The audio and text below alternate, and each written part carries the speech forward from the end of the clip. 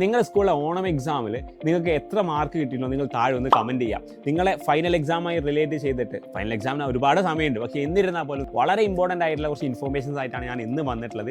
നിങ്ങൾക്കറിയാം, ഓണം എക്സാം ഒരു സിസ്റ്റമാറ്റിക് ആയിട്ടല്ല നടന്നത്. ഒരു ടൈം ടേബിൾ ഇല്ലായിരുന്നു, അതുപോലെ തന്നെ നിങ്ങൾക്ക് പ്രോപ്പർ ക്വസ്റ്റ്യൻ പേപ്പേഴ്സ് ഇല്ലായിരുന്നു. ചില സ്കൂളിൽ ഓണം എക്സാം തന്നെ ഓണത്തിന് പൂട്ടിന് ശേഷമാണ് നടന്നിട്ടുള്ളത്. പല സ്കൂളും വളരെ സിമ്പിൾ ആയിട്ടാണ് പ്ലസ് വണ്ണിന് ഓണപരീക്ഷ നടന്നത്. അതുകൊണ്ട് തന്നെ കുട്ടികൾക്ക് ആ ഒരു സീരിയസ്നെസ് വന്നിട്ടുണ്ടാവില്ല. നിങ്ങൾ എന്തായാലും SSLC കഴിഞ്ഞു, പ്ലസ് വണ്ണിലേക്ക് എത്തി, പക്ഷേ ഒരു സീരിയസ് ആയിട്ട് ഒരു എക്സാംസ് നടന്നിട്ടില്ല, അല്ലെങ്കിൽ സീരിയസ് ആയിട്ട് നിങ്ങളുടെ സിലബസിനെ ഒന്ന് കാണാൻ പോലും ഫേസ് ചെയ്യാൻ പോലും നിങ്ങൾക്കുള്ള ഒരു ചാൻസ് ഇതുവരെ കിട്ടിയിട്ടില്ല. അപ്പോൾ നിങ്ങളുടെ മുന്നിൽ ഇനിയുള്ളത് ക്രിസ്മസ് എക്സാമാണ്. ഈ ക്രിസ്മസ് എക്സാം ഡിഫിക്കൽട്ട് ആയിരിക്കും.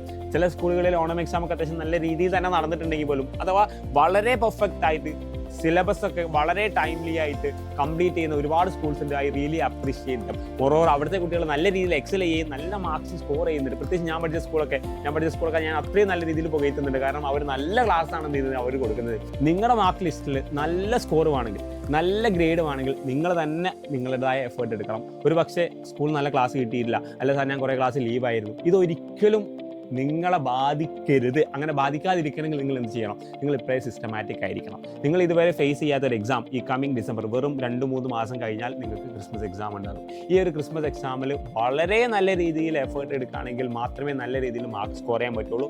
മൊത്തം സിലബസിൻ്റെ 85% ഈ വരുന്ന ക്രിസ്മസ് എക്സാമിൽ നിങ്ങൾക്ക് സിലബസ് ആയിട്ട് പഠിക്കാനുണ്ടാകും.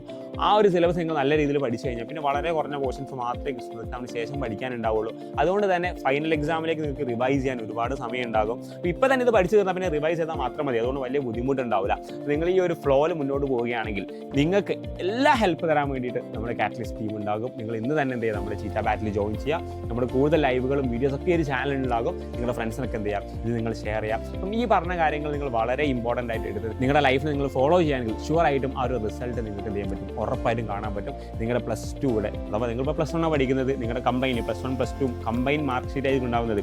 കഴിഞ്ഞ വർഷത്തെ പാസ് പെർസെൻറ്റേജ് കുറഞ്ഞിട്ടുണ്ട്, A+ൻ്റെ നമ്പേഴ്സ് കുറഞ്ഞിട്ടുണ്ട്, തോൽക്കുന്ന കുട്ടികളെ എണ്ണം കൂടിയിട്ടുണ്ട്. അപ്പോൾ തോൽക്കാതിരിക്കാൻ പ്ലസ് 1 മാർക്കും പ്ലസ് 2 മാർക്കും കമ്പൈൻ ചെയ്തിട്ടാണ് നോക്കുന്നത്. അതുകൊണ്ട് പ്ലസ് 1 നല്ല മാർക്ക് പറഞ്ഞാൽ നിങ്ങൾ പ്ലസ് 2 നല്ലവണ്ണം കഷ്ടപ്പെടേണ്ടി വരും. അത്തരത്തിൽ കഷ്ടപ്പെടാതിരിക്കാൻ വേണ്ടി ഇന്ന് തന്നെ നിങ്ങൾ എന്ത് ചെയ്യുക? നിങ്ങളുടെ ഫ്രണ്ട്സിനൊക്കെ ഇതിൽ ഷെയർ ചെയ്ത് നിങ്ങൾ ഒരുമിച്ച് പഠിക്കാൻ ഞങ്ങളും കൂടെ ഉണ്ടാകും. നിങ്ങളെ ഓൾ ദ ബെസ്റ്റ്.